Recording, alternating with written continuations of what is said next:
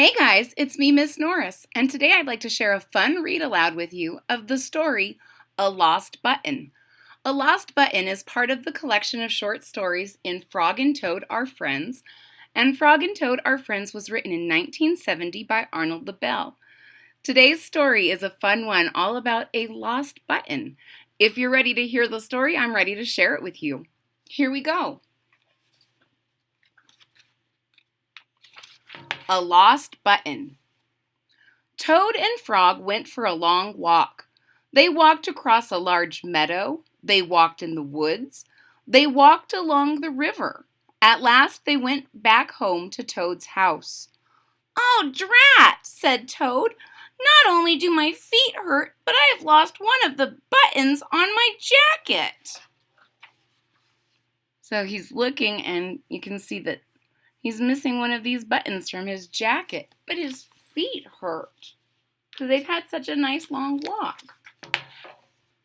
"Don't worry," said Frog.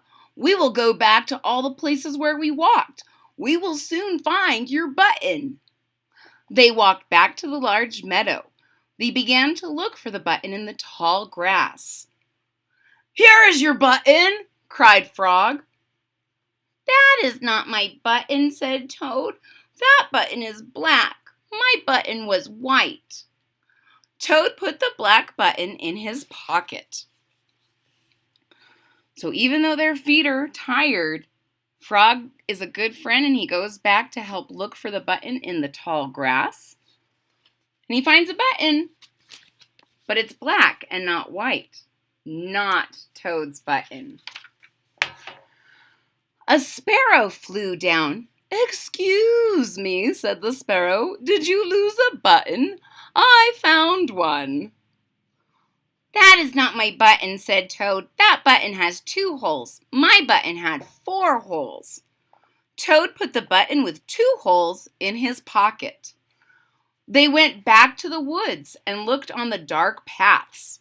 "Here is your button," said Frog. "That is not my button," cried Toad. "That button is small. My button was big." Toad put the small button in his pocket. So the sparrows helped him find a second button, not his button, and they found a third button, but it is small and Toad's is big. I didn't know there were so many buttons to find.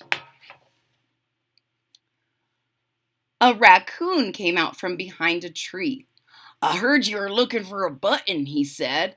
"Here's one I just found." "That is not my button," wailed Toad. "That button is square. My button was round." Toad put the square button in his pocket. Frog and Toad went back to the river. They looked for the button in the mud. "Here is your button," said Frog. "That is not my button," shouted Toad. "That button is thin. My button was thick." So they found another 2 buttons. One that was square, but Toad's button is round, and one button that is thin, but Toad's button is thick. So again, so many lost buttons, but not Toad's. Toad put the thin button in his pocket. He was very angry. He jumped up and down and screamed, "The whole world is covered with buttons and not one of them is mine!" Toad ran home and slammed the door.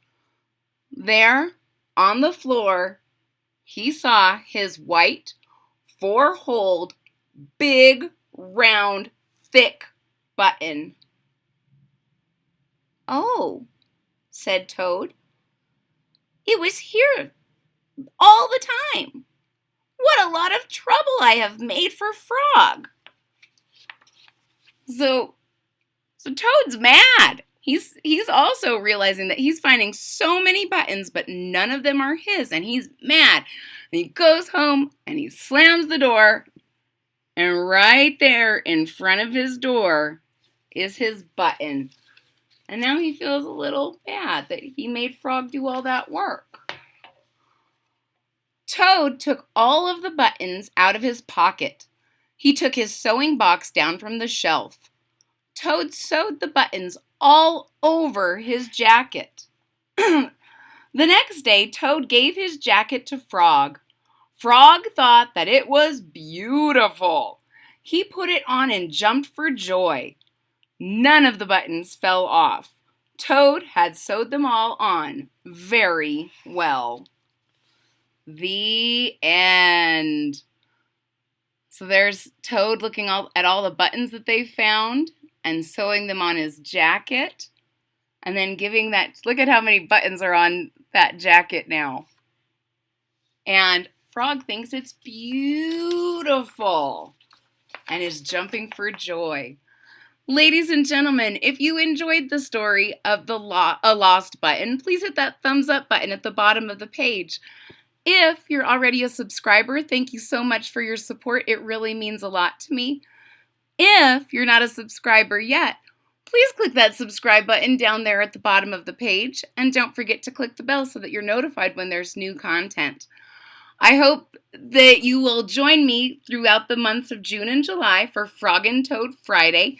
I should have a new Frog and Toad story every Friday in the summer months, so please join me for those Frog and Toad adventures. And I hope to see you all again real soon. Bye-bye.